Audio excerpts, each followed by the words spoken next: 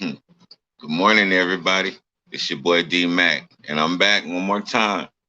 Um, this morning, I want to get into something that's a touchy subject, and I'm gonna put this disclaimer out there. This is not bashing anybody. This is not bashing or disparaging women. This is not bashing or disparaging the LGBTQ community or anything like that.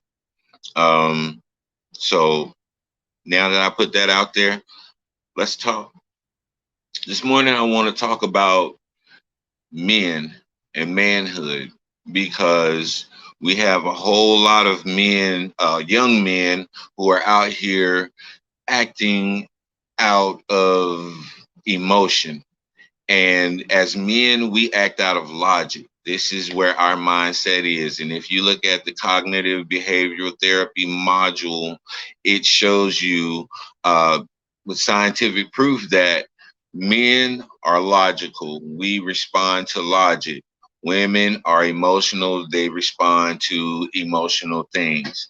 And with that being said, you look at the days and times that we're living in right now, and most of our young men have the emotional baggage of their mothers because for a long time the fathers were not in the house, and with the fathers not being in the house and not being a demonstration of what manhood is to a young male child, then a lot of the boys took on the attributes of their mothers.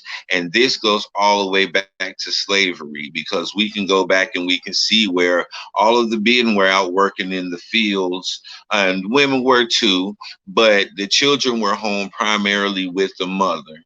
And the man was taken out of the household intentionally. This is something that the slave master did on intention, so that the sons will be raised by the mothers. They would not be able to operate in their full manhood.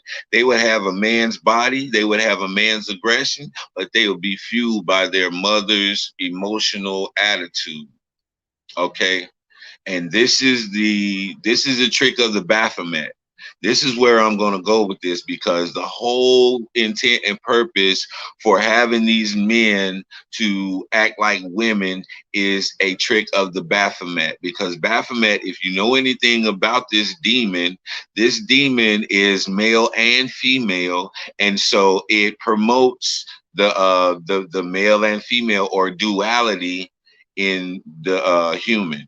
So when you look at this, we have boys who are out here with guns and all types of aggression and anger built up, and they don't know how to rationalize. Because, like I said, going back to the cognitive behavior therapy module, it states that when you get to a certain level of anger, you can no longer rationalize. You've gotten to a point of anger to where everything is becoming irrational, and all you want to do is lash out at whatever or whoever has caused you to get to such a level of anger. And when you do that, you set yourself up for failure, because a lot of times, if you don't stop and get the whole story and you just go based off of your emotions in the moment, you'll overreact and you'll jump the gun and you'll make the situation worse. So what I want men to understand is that we have to stop and start using our rational mind. We have to stop letting ourselves get to an emotional level of anger to where we can't stop and rationalize and think logically like men think. Once again, this is not an attack on females. This is about manhood. Now, if we really want to promote manhood, then we're going to talk about these men who are out here exhibiting female attributes.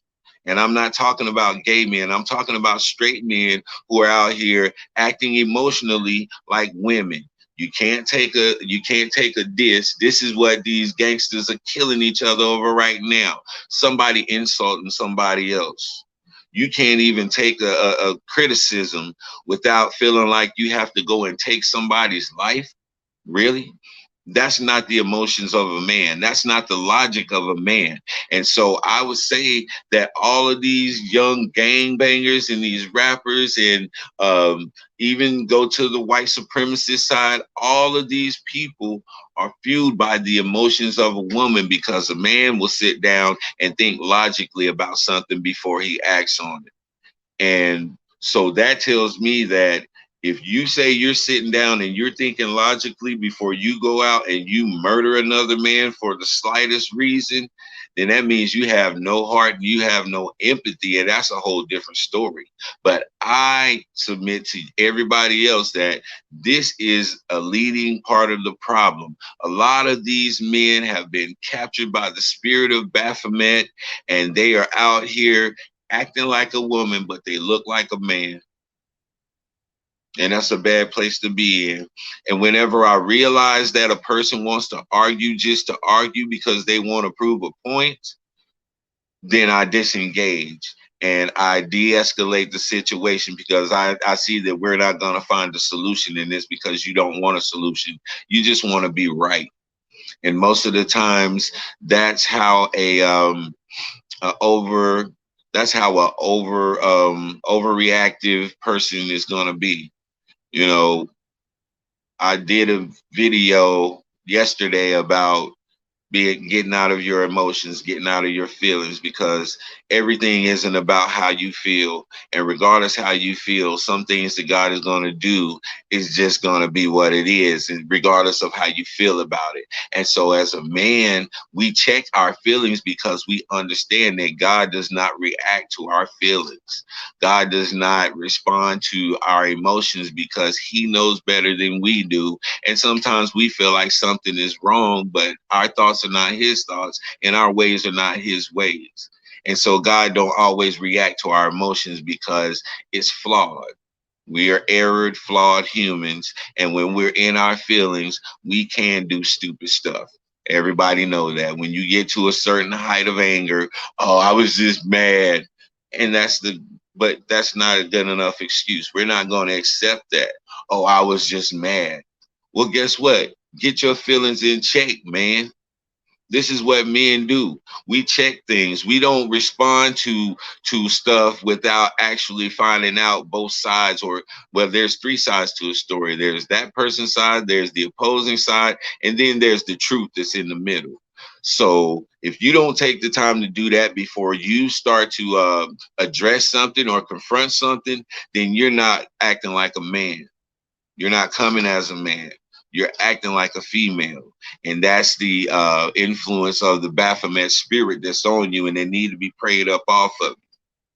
This is a spiritual battle, and we're not understanding. We're so busy with this gender battle, going back and forth with genders and this and that, and trying to uplift one gender over the next. We're not really looking at the spirit that's fueling all of this gender battle in the first place.